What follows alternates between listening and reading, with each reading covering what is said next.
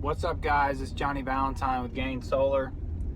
We are heading out to do a re-roof today, and I'm looking for this house. We're going to be pulling off 17 in-phase panels and re-roofing. Be working with the roofers on this. This is the dark side of solar right here. Putting a roof back on, tearing the roof off and putting it back on when you put solar panels on it. And here we go, we're coming up on the job now. So good, they were able to get some stuff done without me being here. I was worried they were going to be waiting on me. Looking pretty good there. And I hate to say it, but just pulling up on the job and looking at the solar window of this place, I can already tell you, this is a job that never should have been installed. These guys, this is probably sold by a sales-driven company. And they forced a bunch of solar panels into this little sun hole. So, not enough sun here. So this one's a real bummer. This is a solar tear-off, and I've done 2 of these now. This is the second one, but usually a roofing sales company will find hail damage and then they'll bring me in to remove the system and put it back. When they started sending me pictures of this and I saw the solar window and how treed up it was, I just immediately knew that there was going to be problems on all the leaves, lack of maintenance. If they're not getting up there and cleaning the leaves off their roof, then there's probably squirrel damage. And then I started seeing all the pictures of the conduit runs. You'll see here in a minute, these conduit runs are just, the electricians, you can tell they didn't care. They probably weren't electricians. They were probably just hacks. And they were using nice panels, but then I could see they used the Renusol hardware, which is not for sale anymore. Renusol isn't in the US anymore, so you can't get any of the hardware, so that always presents a problem.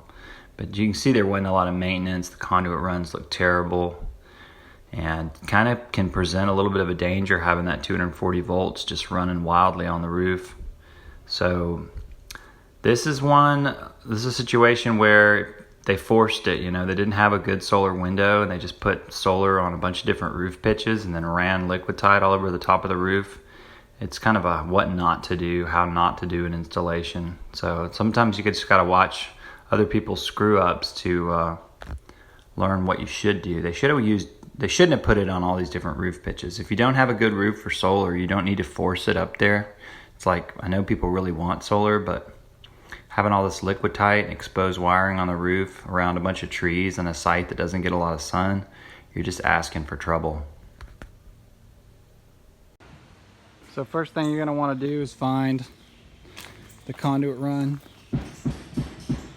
These jobs are nightmarish. The things that solar man nightmares are made of. You want to find that conduit run now and cut this sucker off. Looks like we got an exterior conduit run. And they probably got a line side tap. We'll just go ahead and pull it right here. Really nice, valuable disconnect there. We've got a fuse disconnect. Put that back in. Upside down. When you put it in upside down, it doesn't make. See that? Don't want to lose it. We'll put it in there just for safety.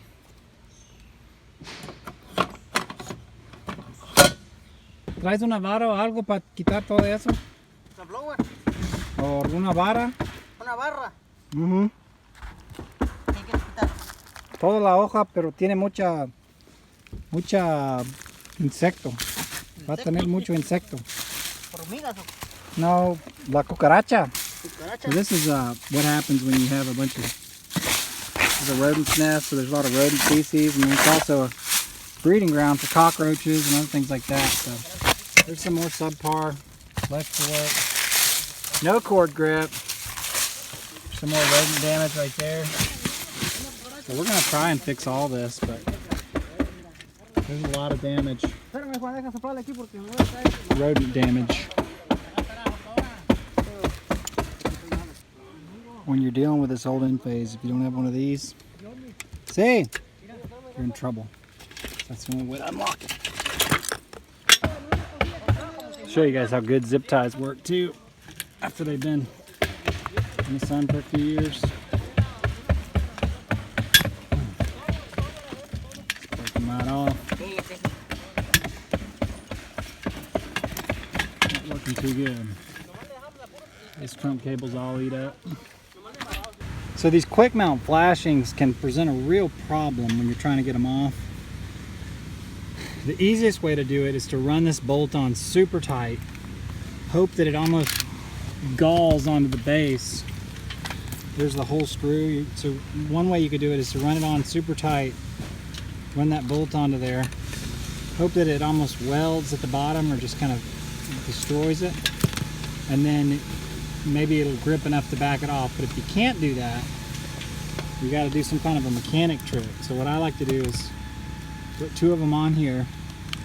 I'll put two bolts on at once, tighten them against each other, and then use ratcheting wrenches to remove them. Just takes a lot longer. How are you doing with your rodent damage? Mira, porque la comió todo, está comido casi todo el solar. Yo le dice a la gente, mejor dejarla, no ponerla otra vez, porque cómo vas a garantizar que no va a estar comido otra vez. No puede garantizar nada. Déjala eso. O ponla aquí adentro. Y yo lo agarro. Yeah, so, you know, they're probably not going to put this array back just because of the extensive amount of rodent damage and the amount of tree work that they would have to do to actually get this thing protected from rodents. Just not really worth it. It's not in a very good spot either. All right, folks, so things have deteriorated here. The compressors are roaring and the nail guns are firing, and this whole solar array has been reduced to a pile of not rusty but semi-oxidized aluminum and rat chewed in-phase inverters. We're pulling this thing down. We're going to drop her on the ground. Got a whole pile of solar panels down there in case anybody's looking for some used panels. And these guys are going to get this roof on here. It's a hot day in Georgia. All right, so just to give you guys an idea of what's going on here. There's some of the conduit. Now I'm taking the whole system out. They don't want to keep it, so I'm taking her out. I'm just going to go ahead and take the disconnect loose. They got like a line side tap going on here. And they've got a fuse disconnect with, looks like they got some, I don't even know what size fuse these are. Cheapest possible way you could do something though. Probably 50 amp fuses. And they got their neutral and their ground bonded inside the disconnect, so not impressed with this guy's work. There's all the parts of the system. I think there were 17 panels in total. They're 265 watt LG panels. And I think this guy's trying to sell them. There's all the rail. It's a bunch of Renisol with M215 microinverters. I don't think they work. So, this is the crew. Huh? Sí. Voy a reclamarme derechos de autor. Para traer dinero. So I've had a lot of people ask me if liquid tight is really liquid tight. Just a bunch of water's been pouring out of the system the whole time we've been taking it apart. It's gross too. So I've been taking this whole system loose. There was just way too many problems with it. And if you look right here, the sun was kind of getting on this roof at about, 11 o'clock, and it's in the shade again by 3. So the solar window was not good. They would have needed a lot of electrical work to bring this thing up to the safety standard where I would be willing to turn it back on.